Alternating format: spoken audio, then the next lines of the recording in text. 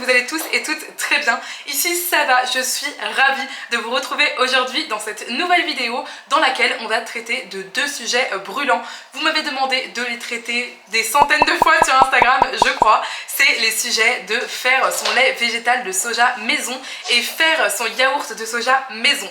Alors tenez-vous bien, j'ai plein de choses à vous dire, plein d'astuces à vous donner pour que plus jamais vous ne ratiez votre lait végétal maison et votre yaourt végétal maison. En tout cas, aujourd'hui, on va parler uniquement du soja, mais vous allez voir, il y a déjà plein de choses à dire et à apprendre. Sachez que ça fait plusieurs mois maintenant que je réalise mon lait de soja maison pour environ 30 à 33 centimes le litre, mais également mon yaourt de soja maison pour environ 70 centimes le litre 5. C'est vraiment pas cher. Je vais vous donner toutes mes astuces et tous mes conseils dans cette vidéo. Quelle machine il faut avoir chez soi? Est-ce que c'est intéressant d'investir dans une machine à lait végétaux ou une yaourtière ou pas? Est-ce qu'il est possible de fortifier son lait de soja maison en calcium? Si oui, comment? Est-ce que c'est intéressant pour la santé ou non?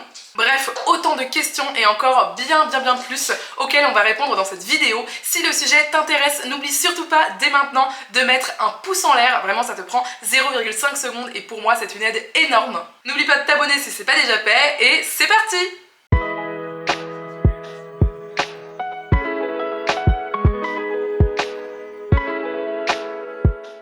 Pour mon lait de soja, je m'y prends la veille. Du coup, je vais vous montrer ce soir. En général, je m'y prends la veille au soir pour avoir mon lait de soja prêt pour le lendemain matin. Je vais vous montrer comment je réalise du coup mon lait de soja, ou en tout cas comment je réalise les premières étapes pour faire mon lait de soja demain matin dans du coup ma machine. Ma machine, c'est celle-ci, c'est une sorte de mixeur, je crois que ça s'appelle un milkseur. Il y a un petit jeu de mots avec milk en anglais. Et du coup, ça me permet de réaliser mon lait de soja hyper facilement, hyper rapidement et vraiment avec très peu de charge mentale. Je ne regrette pas du tout cet achat, ou plutôt ce cadeau que l'on m'a fait il y a de ça plusieurs années. C'est vraiment une machine qui est très facile d'utilisation.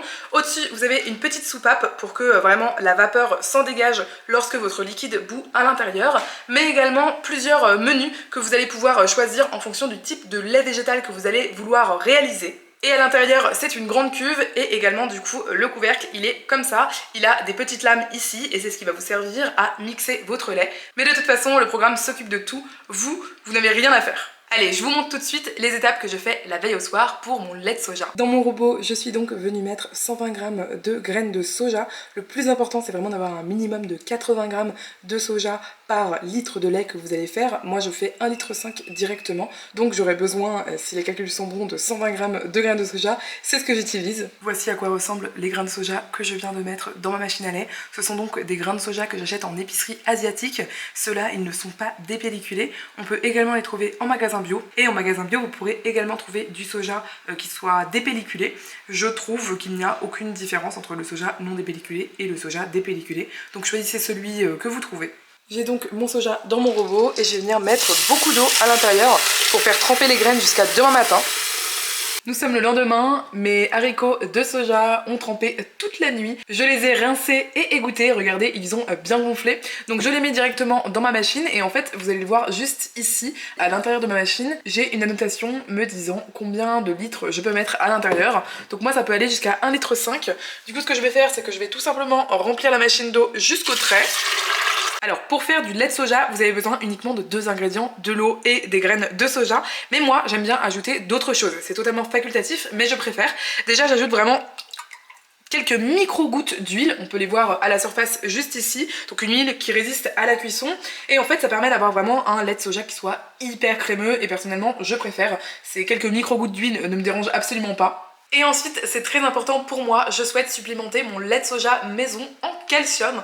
Pourquoi? Eh bien vous pourriez vous dire mais on peut trouver suffisamment de calcium dans l'alimentation végétale. C'est vrai, on peut trouver suffisamment de calcium dans l'alimentation végétale sans avoir à supplémenter son lait végétal par exemple. On trouve du calcium dans l'eau du robinet, donc pour ça je vous invite vraiment à aller vous rendre sur le site de la mairie de votre ville et aller récupérer en fait les données de nutriments qu'il y a dans votre eau du robinet. Par exemple à Strasbourg, j'avais directement récupéré un petit flyer que j'avais trouvé à la bibliothèque, ça m'arrangeait bien, dans lequel justement ils expliquais la minéralisation de l'eau à Strasbourg avec une moyenne de milligrammes de nutriments par litre. Donc ça paraît très compliqué comme ça, mais en fait ils vont vous parler de combien de calcium, combien de magnésium, de sodium, de potassium et de bicarbonate en l'occurrence il y a dans l'eau du robinet de la ville de Strasbourg et également son pH. Donc c'est hyper pratique parce qu'en fait l'eau des villes comme ça qui sort par le robinet c'est très contrôlé et régulièrement en fait ils vont mettre à jour les chiffres. De cette façon on va pouvoir vérifier sur internet quel est le besoin en fait en nutriments, par exemple en calcium,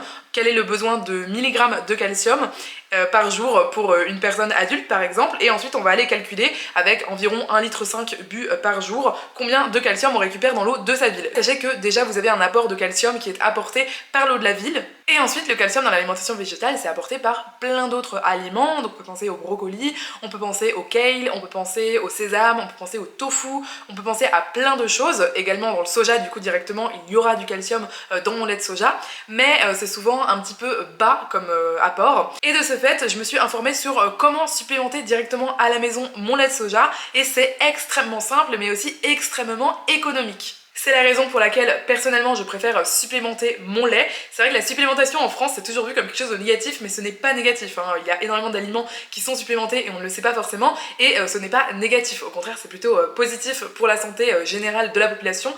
Bref, je m'étale, mais du coup on peut supplémenter son lait en carbonate de calcium. Donc j'ai trouvé chez Aromazone, je l'ai acheté dans une boutique en physique qu'on a ici à Strasbourg, et il suffit de mettre une petite cuillerée à café de carbonate de calcium dans son lait. En faisant ça on va avoir un lait de soja qui est aussi riche en calcium qu'un lait de vache. En tous les cas ça me coûte vraiment rien du tout, ça me coûte quelques centimes en fait de supplémenter mon lait végétal, et donc puisque je peux le faire, je le fais. J'ajoute donc mon carbonate de calcium. Et pour ma part c'est tout ce que je vais y ajouter. Vous auriez pu également mettre un sucrant, donc directement un petit peu de sucre si vous le souhaitez, ou bien une date par exemple, ou bien du sirop d'agave, du sirop d'érable, etc. Personnellement j'aime beaucoup mon lait de soja nature, je ne ressens pas le besoin de mettre du sucre, mais c'est vraiment personnel. Et ensuite je vais venir donc utiliser ma machine que j'adore. Lorsqu'on l'allume, elle bip, donc là elle est branchée. Ensuite on appuie simplement là-dessus, on choisit le numéro 1 qui est le numéro spécial du coup pour les laits végétaux cuits. Il y a également les boissons végétales à froid, donc par exemple si je faisais du lait d'amande, du lait d'avoine, du lait de noisette, etc. j'utiliserais plutôt le 2. Et ensuite toutes les autres options je ne les utilise pas personnellement puisque ce sont des options pour faire des soupes moulinées ou veloutées et également des compotes. Et j'ai jamais été spécialement satisfaite de ces options là sur le Riviera Bar, donc je ne les utilise pas. Mais bref, je l'utilise suffisamment pour mon lait de soja, et donc du coup ensuite on fait départ pause et c'est parti. C'est une machine qui va mixer, comme vous l'entendez, mais elle va également chauffer, elle va faire bouillir le lait de soja, et vraiment je ne me vois pas du tout faire du lait de soja sans cette machine, même si c'est possible. Je vous retrouve, on est le lendemain des images que vous venez de visionner, mais j'ai besoin de vous prendre un petit peu en face cam pour vous expliquer plusieurs choses vis-à-vis du lait végétal. Ce sera vraiment en complément des images qui vont suivre. Donc déjà ce que je voulais vous expliquer c'est la machine à lait végétaux que j'utilise. Est-ce qu'elle est utile, combien elle coûte, est-ce que vous pouvez faire du lait de soja sans machine, etc. Je pense que c'est plein de questions qu'on me posera en commentaire, donc je voulais déjà les aborder dans la vidéo directement, c'est plus simple comme ça. Évidemment si vous avez encore des questions qui subsistent après le visionnage de cette vidéo, vous n'hésitez pas à me mettre un petit commentaire juste en dessous, j'y répondrai avec plaisir. Alors pour le lait de soja, on n'est pas du tout obligé d'avoir une machine chez soi. Néanmoins, faire du lait de soja sans machine, c'est pénible pour rester poli.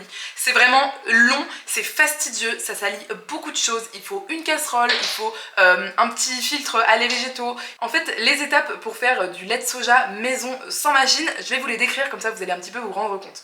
Il faut faire tremper ces grains de soja la veille ou au minimum 5 à 6 heures avant de commencer à faire son lait végétal. Donc ça c'est exactement pareil que pour la machine.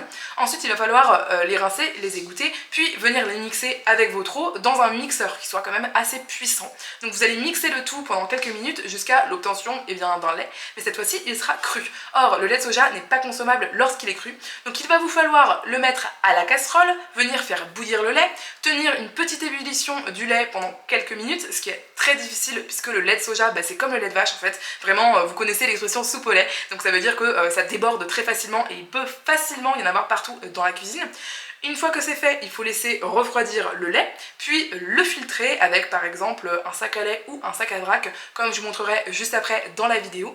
Et ensuite, une fois que c'est fait, vous pouvez mettre en bouteille. Donc vous voyez, c'est beaucoup d'étapes, c'est pas forcément très compliqué, mais c'est assez pénible. C'est vraiment du temps de surveillance, on va dire, que vous devez accorder à ce lait. Et puis pour un lait de soja en fait qui vaut 1,30 €, 40, 50, 60, on va dire jusqu'à 2 € max en magasin bio, et bien c'est vrai que c'est pas forcément hyper rentable de le faire maison comme ça. Vous allez avoir plein de vaisselle après. Je pense que vous allez abandonner le projet très vite, alors qu'avec une machine à lait c'est tellement plus simple. Vraiment, la dépense mentale, en fait la charge mentale est largement réduite par l'achat d'une machine à lait qui en fait va venir mixer, va venir chauffer, va venir porter à ébullition plusieurs fois, etc. pour être sûr que vous avez un lait de soja qui soit propre à la consommation. Et c'est vraiment beaucoup plus simple pour moi, ça réduit totalement ma charge mentale. Donc ma machine à lait, je l'ai acheté environ, alors c'était un cadeau pour tout vous dire, que j'ai reçu il y a de ça plusieurs années. Je crois que ça coûte entre 100 et 150 €. Je vous mettrai de toute façon un lien de ma machine à lait en description. Je sais qu'il y a aussi des sortes de blenders chauffants, mixants qui existent et qui peuvent aussi servir à ça. Donc je vous mettrai plusieurs liens en description, comme ça vous pourrez cliquer et comparer si vous avez envie d'acheter une machine. Et en fait, moi, mon lait de soja maison, qui est supplémenté en calcium, je précise, il me coûte environ 33 centimes d'après mes calculs.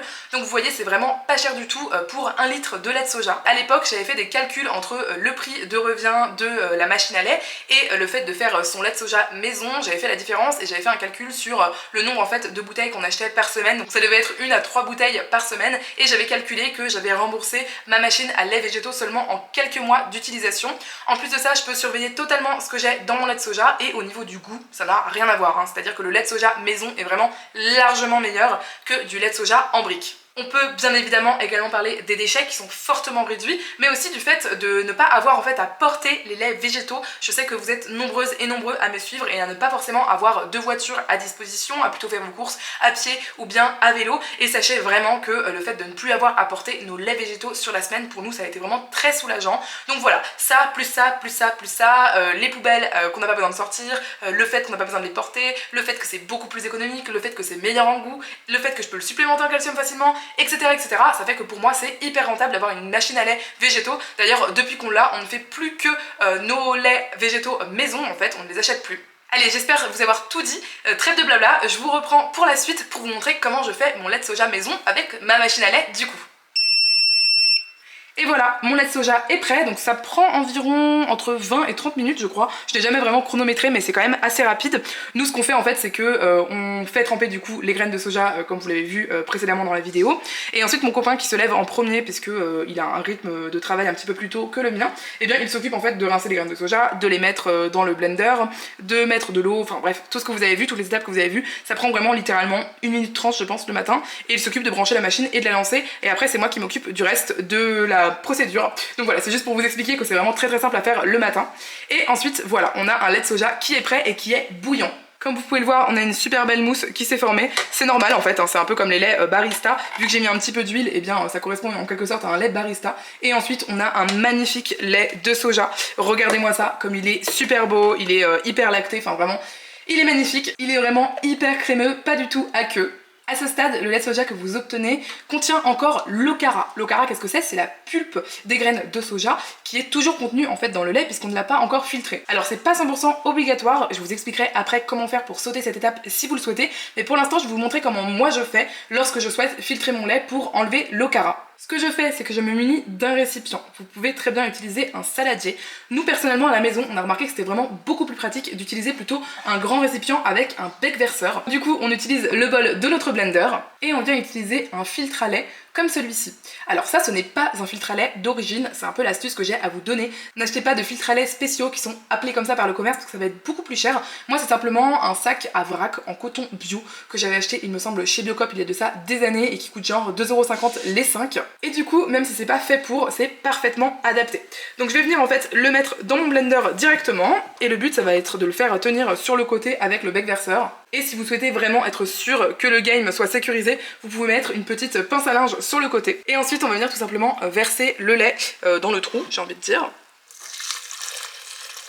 Ensuite le but ça va être d'attendre un petit peu que le lait refroidisse, sauf si vraiment vous êtes comme les mamans qui cuisinent depuis des dizaines d'années et que vous êtes capable de mettre vos mains dedans. Moi j'y suis presque à ce stade, donc voilà, il fallait quand même que je me la frime un petit peu pendant cette vidéo. Et donc ensuite c'est tout simple en fait, on va venir tout simplement presque traire notre sac, j'ai envie de dire. Moi ce que je fais en général c'est que je vais vraiment tourner en fait comme ça, et déjà naturellement il y a pas mal de lait qui va s'écouler.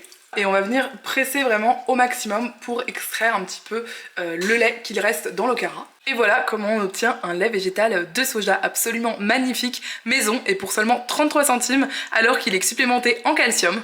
Pour la suite des événements, c'est très simple, je vais mettre de côté mon lait pour vous montrer ce dont je veux vous parler. C'est une bouteille en verre d'environ 1 litre, je ne sais pas combien elle fait exactement, mais je crois que ça doit être 1 litre. Voilà, c'est cette marque-là. Moi personnellement, je l'ai acheté d'occasion, mais j'ai vu après coup qu'on pouvait l'acheter, je crois, chez Carrefour, si je ne me trompe pas, ou peut-être chez Leclerc. Peut-être que vous connaîtrez cette marque, n'hésitez pas à le dire en commentaire si vous l'avez déjà vu dans votre supermarché. Mais bon, bref, n'importe quelle bouteille en fait en verre fera l'affaire. Et l'important évidemment, c'est d'avoir un bouchon. Donc moi j'ai un bouchon à vis et ça me convient très bien à la maison. Je sais qu'il existe également des bouchons, vous savez les bouchons qu'il y a sur les bouteilles de limonade notamment, si vous voyez à peu près les bouteilles en verre de limonade. Je pense que ça fonctionne également, mais c'est vrai que le goulot va être beaucoup plus petit, tandis que là le goulot est assez grand et je trouve ça assez pratique pour mes transferts. Là, ce qu'il est important de dire quand même, c'est que moi je stérilise toujours ma bouteille. Donc ce que je fais, c'est que je viens faire bouillir de l'eau dans ma bouilloire et ensuite je viens mettre de l'eau bouillante à l'intérieur. Vraiment, je fais déborder l'eau bouillante, comme ça elle est vraiment à ras-bord. J'en mets également dans le bouchon jusqu'à le remplir et pareil, le faire déborder. Et du coup, ensuite, je laisse 15 minutes l'eau bouillante à l'intérieur. Donc ça, évidemment, je le fais en amont. J'attends pas que mon lait de soja soit fini pour le faire, sinon ce serait un petit peu long. Et comme ça, en fait, ma bouteille est stérilisée. Et ensuite, l'important, c'est de ne pas la sécher avec un torchon, même un torchon propre, mais plutôt de la laisser sécher à l'air libre. Et maintenant que toutes ces précautions sont dites, je vais pouvoir verser mon magnifique lait de soja dans ma bouteille. Je ne sais même pas comment vous décrire la fierté que c'est pour moi d'avoir un magnifique lait de soja maison qui m'a coûté aussi peu cher, qui est aussi bon pour la santé, qui est supplémenté en calcium, etc. Alors le fait qu'il soit supplémenté en calcium, il va falloir vraiment, avant que vous le consommiez, bien secouer la bouteille, c'est hyper important. Mais sinon, il n'y a pas d'autres préoccupations à avoir, et comme ça, au moins vous êtes sûr que sur votre journée, vous allez consommer suffisamment de calcium. Vous laissez votre bouteille refroidir sur le comptoir et ensuite vous allez pouvoir la ranger au réfrigérateur comme n'importe quel autre lait de soja. Alors à noter quand même que ce lait de soja se conserve moins longtemps qu'un lait de soja en brique puisqu'il n'est pas stérilisé à haute température, donc UHT. De ce fait, ce lait de soja maison se conserve 3 à 4 jours au réfrigérateur, mais nous personnellement à la maison on l'a toujours consommé avant ça puisqu'on en met dans notre bol de céréales le matin, etc. etc. Et félicitations, vous avez réalisé votre lait de soja maison. Dites-moi en commentaire si ça vous paraît réalisable. Je sais que je parle beaucoup pour tout vous expliquer, mais c'est vraiment pour que vous soyez sûr de le réussir à tous les coups. Et l'avantage, c'est que vous avez aussi réalisé votre première étape pour réaliser votre yaourt de soja maison. Alors qu'on soit bien clair, hein, vous n'êtes pas du tout obligé de faire votre propre lait de soja pour faire votre yaourt de soja. Simplement, moi à la maison, c'est comme ça que je le fais et c'est comme ça que j'arrive à atteindre vraiment un prix très bas pour mon yaourt de soja maison, puisque comme je vous l'ai dit, pour à peu près 1 litre de yaourt de soja, ça coûte 77 centimes je crois, entre 75 et 77 centimes d'euros. Ce qui est vraiment extrêmement économique puisque une sojade fait 400 grammes et ça coûte à peu près, je crois, 1,60 € en tous les cas dans mon magasin bio. Donc vous faites le calcul, ça fait 2 sojades et demi, ce qui revient du coup à un yaourt de soja 6 fois moins cher que le yaourt que vous allez voir dans le commerce, et vous allez voir il est encore meilleur au goût et en plus il est fermenté, ce qui fait que c'est excellent pour votre santé intestinale et juste votre santé globale. Donc franchement c'est un cadeau que vous pouvez vous faire et vous allez voir si vous trouvez la bonne routine, c'est vraiment très simple à faire, ça ne demande presque rien, donc vraiment j'ai super hâte de vous montrer ça.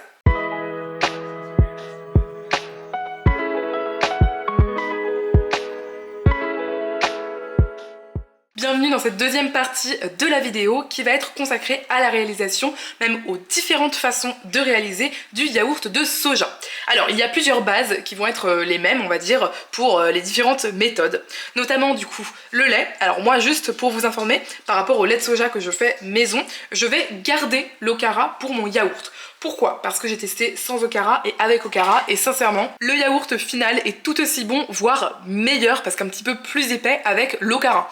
Donc j'ai envie de vous dire c'est gagnant-gagnant parce que moi ça m'évite l'étape que je viens de vous montrer qui est de filtrer mon lait, ça me fait vraiment gagner beaucoup de temps, ce qui fait que je fais toutes les étapes pour le lait que je vous ai montré juste avant et une fois que le lait est réalisé, je le laisse simplement refroidir, ça c'est hyper important. Il ne faut surtout pas que votre lait soit bouillant, sinon ça va complètement tuer en fait les petites bactéries, les bonnes bactéries qui sont dans le yaourt et vous n'allez jamais avoir de yaourt. Donc ça c'est une première information très importante. Il faut que votre lait idéalement ne soit ni froid ni chaud, il faut qu'il soit tiède. Donc pour les informations un peu précises, c'est à peu près jusqu'à 50 degrés. Comment vérifier sans thermomètre? Vous n'avez pas du tout besoin de thermomètre, hein, rassurez-vous. Vous avez plusieurs méthodes. Soit vous vous lavez les mains, vous prenez votre doigt et vous allez vérifier la température au doigt. Vous devez pouvoir rester avec le doigt à l'intérieur sans que ça vous brûle du tout pendant 10 secondes.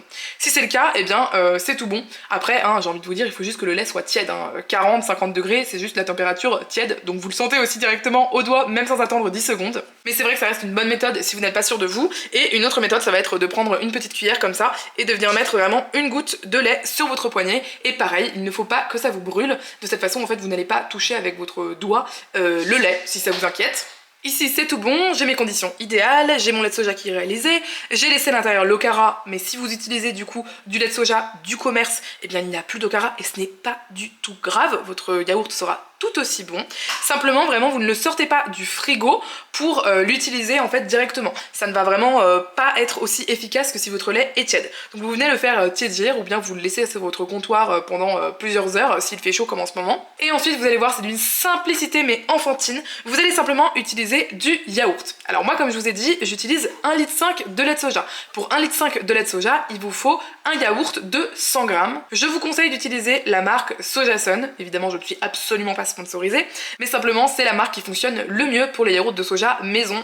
J'ai essayé avec Sojad, j'ai essayé avec des sous-marques, etc. Franchement, le résultat est pas aussi bien qu'avec la marque Sojasun. Et pour information, dans mon petit Auchan vraiment de la ville, qui n'est je pense pas un magasin spécialement peu cher, le yaourt de soja me revient à 35 centimes. Alors vous pourriez également acheter des ferments lactiques spécial yaourt qu'on achète au rayon, je pense, pâtisserie des supermarchés notamment. Ça s'achète aussi en magasin bio, c'est vegan, donc rassurez-vous là-dessus. Et ça fonctionne également pour faire son yaourt maison. Moi je vais vous dire, c'est une option qui coûte vraiment plus cher que d'acheter simplement un yaourt. Et en plus c'est plus pénible on va dire parce que c'est plus difficile je trouve à trouver. Et donc du coup bah moi je me contente tout simplement d'un yaourt. C'est l'option que je vais vous montrer aujourd'hui. Mais si vous cherchez à le faire avec du coup les ferments en poudre qu'on achète en supermarché, eh bien je vous invite tout simplement à suivre un petit peu les indications qu'il y a sur le paquet. Pour la version de yaourt du coup, bah, c'est vraiment très simple. Hein. On va venir tout simplement mélanger en fait notre yaourt avec notre lait végétal. Donc moi vous voyez je le fais directement dans mon contenant dans lequel j'ai fait mon lait. Comme ça m'évite de devoir laver plusieurs choses. Une fois que c'est fait, je viens me munir d'un fouet et je mélange le tout pour que vraiment le yaourt soit bien mélangé au lait. À ce stade, votre préparation est prête à être fermentée et donc à se transformer presque magiquement, même si c'est de la science, en yaourt. Donc pour ça, j'ai 3 méthodes différentes. Je vais vous les montrer toutes dans la vidéo, mais je souhaitais vous les expliquer très rapidement avant en face cam. Donc la première méthode, ça va être de mettre tout ça dans une yaourtière. C'est la méthode la plus classique. Vous avez des yaourtières sur le marché qui proposent des petits pots directement à l'intérieur. C'est pratique si vous souhaitez avoir des portions individuelles. Moi personnellement, la yaourtière que j'utilise contient un gros pot. En fait c'est très pratique pour les formats familiaux et personnellement c'est ce que je préfère, c'est aussi ce qu'on préfère à la maison. C'est le Cuvings fermenteur, je vous le présenterai un peu plus tard dans la vidéo, mais sachez que ce n'est pas uniquement une yaourtière, il peut aussi servir à réaliser tout plein de choses maison, notamment du tempeh, mais aussi son propre ginger bug, donc pour faire de la ginger beer maison. La ginger beer, pour rappel, n'a de bière que le nom, hein, ça ressemble plutôt à une boisson fermentée type kéfir ou kombucha, mais un peu différent, avec un ferment à base du coup de gingembre. Avec, on peut également faire son propre vinaigre maison, aussi des pickles lacto-fermentés, du levain, on peut faire tout plein de choses, on peut même faire des fromages végétaux, etc. Donc c'est pour ça que moi j'ai acquis cette machine. Bref, l'important à retenir, c'est juste qu'il vous faut une yaourtière. Donc je vais vous montrer l'option dans la yaourtière, c'est une option assez classique. Je vais également vous montrer une option très intéressante, dans laquelle on va réaliser nos yaourts dans des thermos. Oui, des thermos sans aucune électricité, vous allez voir, c'est vraiment incroyable. Et également une méthode si vous n'avez ni yaourtière ni thermos qui fonctionne avec tout simplement un bocal en verre ou bien une bouteille en verre. Ça fonctionne vraiment avec tout. Vous allez voir, c'est bluffant. Il faut simplement vraiment avoir les bonnes astuces, connaître exactement comment faire, le nombre d'heures de fermentation, etc. C'est pour ça que je vais tout vous expliquer dans la vidéo. Pour la méthode thermos, voici les 2 thermos que j'utilise. Donc j'utilise un thermos qui est une sorte de lunchbox. Il est vraiment très pratique, j'adore sa forme et sa taille. Vraiment pour le yaourt, je l'adore. Et également un thermos en forme de canette. Pour information, n'importe quel thermos fera l'affaire. Mais également, vous savez, des gourdes que vous avez, si elles sont en métal et qu'elles retiennent un petit peu ou la fraîcheur ou la chaleur de l'expérience que vous en avez ou bien de ce qu'il y a écrit en dessous, et bien ça fonctionnera également parfaitement. Donc je vais vous montrer comment je fais, c'est vraiment d'une simplicité enfantine. Tout simplement, on vient ouvrir nos thermos. Et ensuite, on vient verser notre préparation dans les thermos. Lorsque c'est fait, on n'a plus qu'à refermer nos thermos. Et là, il va simplement s'agir de les laisser sur le comptoir de votre cuisine jusqu'au lendemain matin. Alors pour information, vraiment pour avoir les infos précises par rapport aux heures, etc., il faut en général 8 heures pour réaliser un yaourt. Donc vous pouvez très bien le réaliser si vous voulez le matin pour le soir, mais c'est vrai que la nuit c'est très pratique puisque vous le laissez sur votre comptoir, vous l'oubliez, vous passez votre nuit tranquillement, le lendemain matin vous vous réveillez et votre yaourt est déjà prêt pour votre petit déjeuner. Évidemment, on se retrouve demain pour que je vous montre exactement à quoi ressemble le yaourt une fois qu'il a été pris dans le thermos. On se retrouve après 10 à 12 heures de fermentation. Donc l'idéal pour moi, c'est de le laisser vraiment, de le faire en fait le soir et ensuite de le laisser pour la nuit. Donc je vais vous montrer comment le yaourt s'est créé. Il s'est vraiment créé tout seul grâce au thermos. J'adore cette méthode, elle est incroyable. Elle ne nécessite absolument aucune machine spéciale ni électricité. Et évidemment, vous pouvez réaliser ce yaourt dans un thermos, mais dans toutes vos gourdes, les gourdes en inox que vous utilisez. Si elles gardent un minimum la chaleur ou la fraîcheur, et bien vous pouvez les utiliser également sur la nuit. Regardez-moi ce magnifique yaourt. Il est vraiment ferme et fondant, il a un goût légèrement acidulé grâce à la fermentation en fait qui s'est produite. C'est hyper bon pour votre santé puisqu'il n'est pas stérilisé et de ce fait ça va vraiment faire du bien à vos intestins. Évidemment, comme pour les autres yaourts, vous pouvez les manger version un petit peu ferme et fondant comme ça, mais vous pouvez aussi le mettre dans un saladier et le fouetter et vous obtiendrez une texture beaucoup plus fromage blanc. Et voilà, nous en tous les cas on va se régaler avec ce yaourt de soja maison, sans aucun appareil électronique, sans aucun besoin d'électricité, c'est vraiment trop pratique. J'espère sincèrement que cette astuce pourra vous être utile à l'avenir.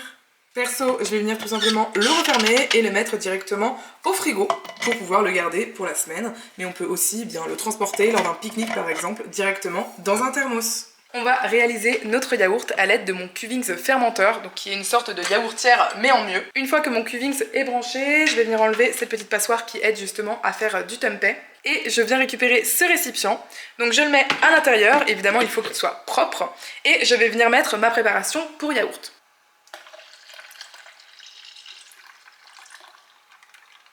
Et voilà, avec 1,5 litre, j'arrive à peu près au maximum de ma capacité de ma cuve. Donc je vais venir tout simplement l'allumer. Ensuite, je vais tout simplement choisir le bon programme. Donc pour moi, c'est le programme yaourt grec. Et je vais mettre 10 heures ici. Alors en général, le programme propose 8 heures. Mais moi, puisque je dors en général sur 10 heures, le temps en fait que je fasse mon yaourt, que je me couche, que je dorme, que je me réveille le lendemain, etc. Il se passe en général 10 heures. Et bien je laisse 10 heures parce que pourquoi pas. Alors sachez que plus vous allez le laisser fermenter longtemps, plus il y aura une saveur légèrement acidulée. Ce qui est normal, hein, c'est le processus normal de la fermentation. Simplement sachez que la version au thermos est plus douce que la version au Cuvings fermenteur.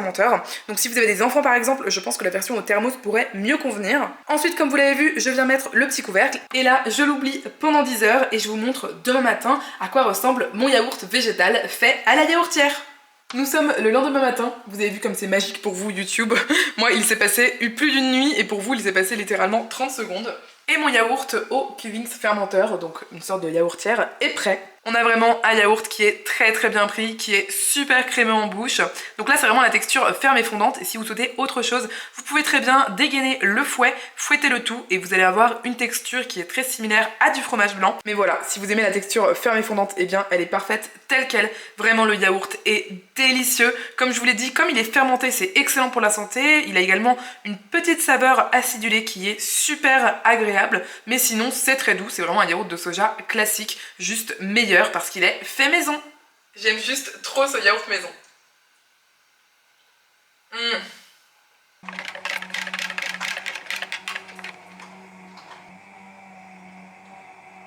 L'avantage je trouve du Cuvings fermenteur par rapport à une yaourtière classique, c'est vraiment cette énorme pot. Là j'ai 1,5 litre de yaourt de soja qui est prêt pour ma semaine. Et c'est vraiment très pratique puisqu'il y a un couvercle comme ça à vis. Je vais pouvoir le fermer et mettre ça directement dans mon réfrigérateur. Et ça pour nous à la maison c'est vraiment un gain de place et de vaisselle considérable qu'on apprécie énormément. Je vous retrouve quelques jours plus tard, vous allez très vite comprendre pourquoi. En tous les cas, ça explique pourquoi je suis habillée différemment. D'ailleurs, dans cette vidéo, globalement, je suis habillée régulièrement différemment. C'est logique, c'est une vidéo qui m'a pris vraiment plusieurs jours à filmer, c'est le moins qu'on puisse dire, avec tous les processus de fermentation, de fabrication de lait, de fabrication de yaourt, etc.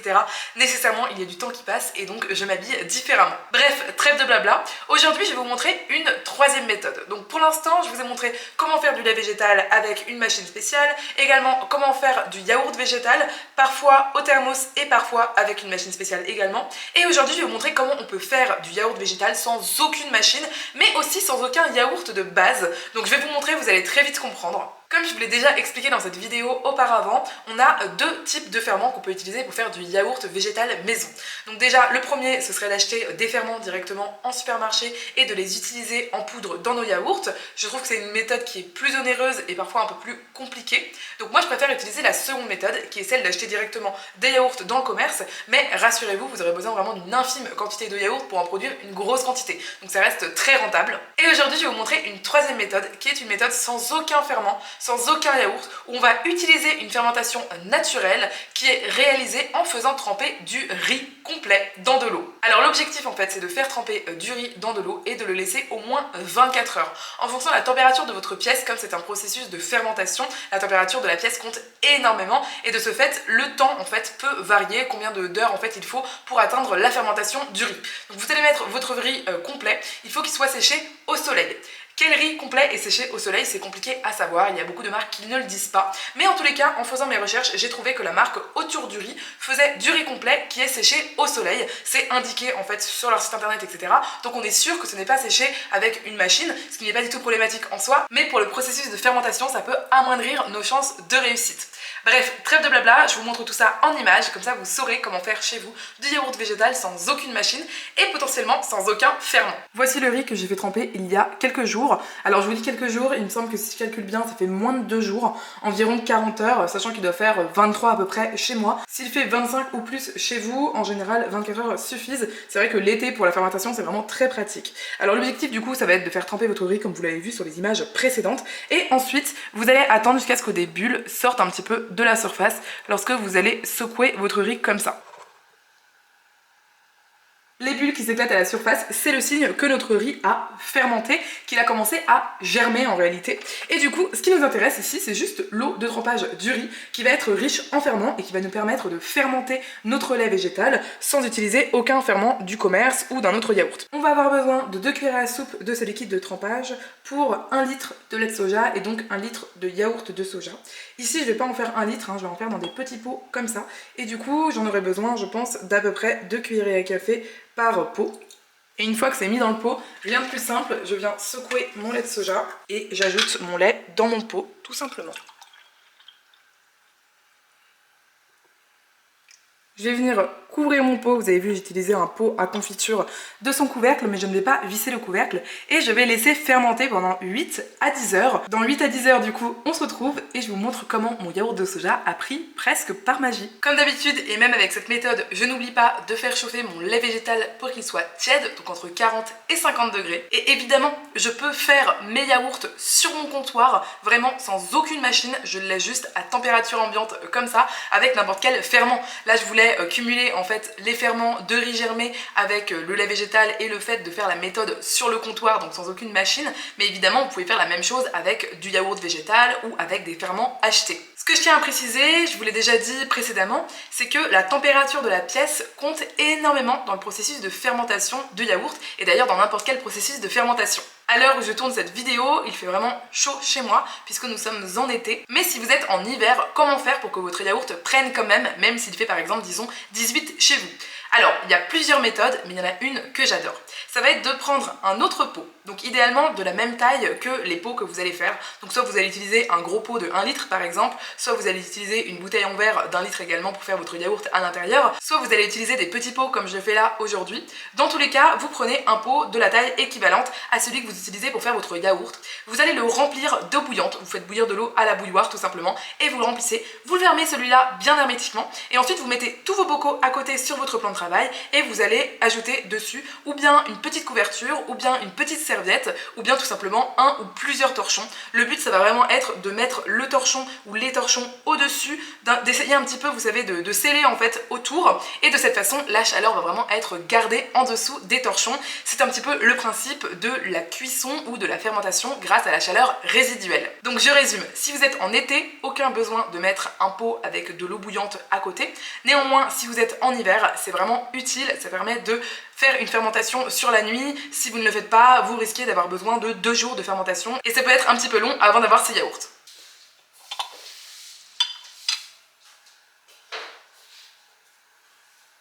Les amis, je vous prends, je suis en pyjama, je dois finir cette vidéo absolument pour qu'elle sorte en temps et en heure pour vous. Donc je viens de finir le processus de test du coup du yaourt qui a été fermenté grâce à l'eau de trempage du riz complet et figurez-vous que ce n'est pas concluant. Alors le yaourt se tient, oui, il a une texture plutôt je dirais de fromage blanc, ce qui est plutôt pas mal, mais en revanche au niveau du goût, on sent vraiment que quelque chose n'est pas passé, j'ai envie de dire. Je pense que c'est la fermentation en fait du riz, la germination du riz, l'eau de trempage, etc. Je pense qu'il y a plein de choses à prendre en compte dans cette fermentation qui n'est pas forcément facile à gérer comme ça juste à l'air libre avec de l'eau vraiment au contact de l'air libre, ce qui n'est pas le cas par exemple dans un thermos quand on vient le fermer hermétiquement, etc. Bref, je ne sais pas si vous me suivez, mais en tous les cas pour moi cet essai a été un échec. Alors je vais continuer à faire des essais parce que je trouve cette alternative très intéressante, notamment parce qu'elle peut réduire de plus de 35 centimes le prix du yaourt final si vous faites du yaourt maison, puisque vous n'avez pas besoin de rajouter du coup un yaourt de soja du commerce pour créer le ferment, mais que vous pouvez créer le ferment presque à partir de rien, puisque uniquement à partir d'eau de trempage d'une céréale que vous auriez dans tous les cas mangé, et donc vraiment le coût supplémentaire pour les ferments pour réaliser le yaourt est de 0 concrètement par rapport à si vous aviez juste fait du riz pour vous, pour votre consommation sans yaourt. Donc je vais continuer à explorer cette piste, néanmoins ce ne sera pas pour cette vidéo parce que là vraiment ça fait des jours et des jours que du coup je réalise cette vidéo pour vous montrer tous les processus de fabrication du yaourt, mais je vous tiendrai au courant par exemple sur Instagram, vous pourrez retrouver le nom de mon Instagram juste ici, ou bien pourquoi pas dans une prochaine vidéo YouTube. De toute façon j'ai très envie aussi de vous faire une vidéo YouTube dans laquelle je vous proposerai